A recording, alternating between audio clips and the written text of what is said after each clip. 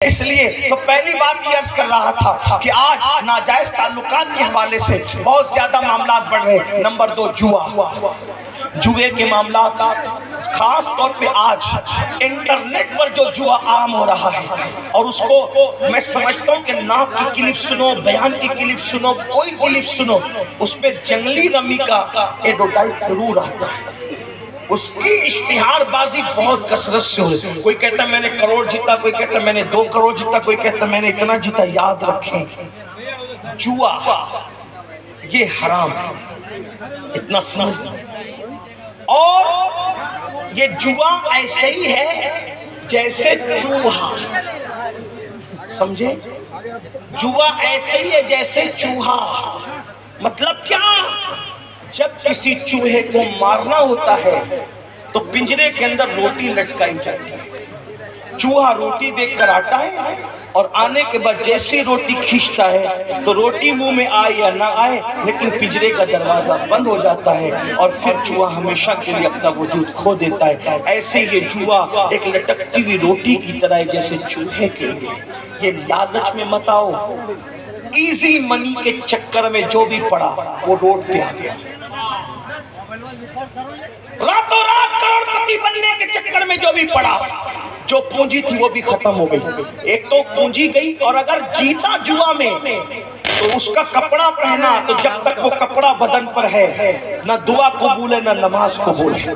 اگر اسی جوے سے گھر بنایا تو جب تک اس کی اینٹ باقی رہے گی جوا کھیلنے والے پہ اللہ کی لعنت برستی رہے گی۔ اور سب سے بڑا خسارہ اور نقصان، دل کے کانوں سے سن لو، اگر سن سکتے ہو تو، میرے آقا غیب دا نبی صلی اللہ علیہ وآلہ وسلم نے فرمایا کہ جس نے دنیا میں جوا کھیلا ہوگا جب وہ قیامت کے دن اٹھے گا تو اس کا ہاتھ سور کے خون میں رنگا ہوا ہوگا، اس کا ہاتھ سور کے خون میں رنگا ہوا ہوگا۔ اللہ اکبر! قیامت کے دن آپ سور کے نام سے بہت نفرت کرتے ہیں، لیکن جوا کھیلنے والوں، جوا سے دلچسپی رکھنے والوں، میرے بھائیوں، یہ میرے نبی کا فرمان ہے، اپنے آقا کا فرمان ہے، اور ذرا سنو اس کا نقصان کیا ہے۔ میرے آقا غیب دا نبی صلی اللہ علیہ وآلہ وسلم فرماتے ہیں جس نے دنیا میں جوا کھیلا ہوگا، بلکہ یہاں تک امام غزالی نے لکھا کہ جوا کے آلات اپنے ہاتھ میں لیے ہوں گے، وہ حال اس حالت میں قیامت میں اٹھے گا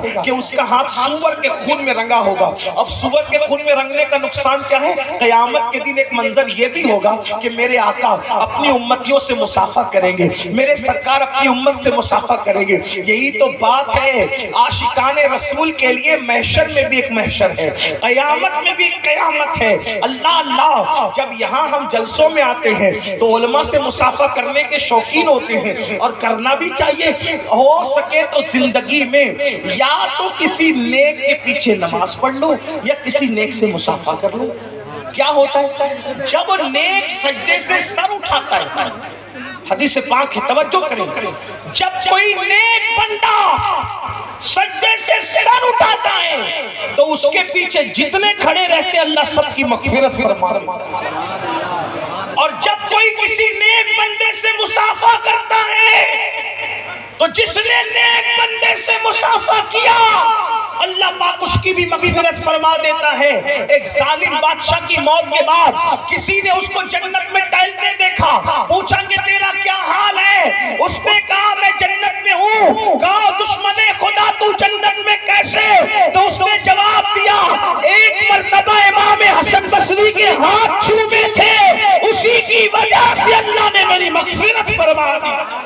آپ سے پوچھتا ہوں علماء سادات نیک بندوں سے مصافحہ جب اتنی بڑی بات ہے تو قیامت کے دن کیسی لالچ ہوگی جب وہ حسن سراپا، وہ جلوہ جہاں آرا، وہ حسن تمام، وہ حسن کامل، وہ رشک کمر، اللہ اکبر، وہ رشک گل، بلکہ رشک گلشن۔ میرے امام کہتے ہیں وہ ہے لمحائے نازک ان کے ہزار چڑھتے ہیں پھول جن سے، وہ ہے لمحائے نازک ان کے ہزار چڑھتے ہیں پھول جن سے، گلاب گلشن میں دیکھ بلبل، یہ دیکھ گلشن گلاب میں ہے، کتنے خوبصورت ہے میرے آقا۔ اللہ اکبر! فرمایا گیا قیامت میں میرے آقا اپنی امت سے مصافحہ کریں گے گے، لیکن آپ مجھے بتاؤ جن کے ہاتھ جوا کھیلنے کی وجہ سے سور کے خون میں رنگے ہوئے ہوں گے، اے میری قوم کے جوانوں ذرا اس وقت کا تصور کرو، اس وقت کا تصور کرو، ان حالات کا تصور کرو، اس قیامت کا تصور کرو، آقا کا جلوہ سامنے ہے اور تم نے جوا کھیلا ہے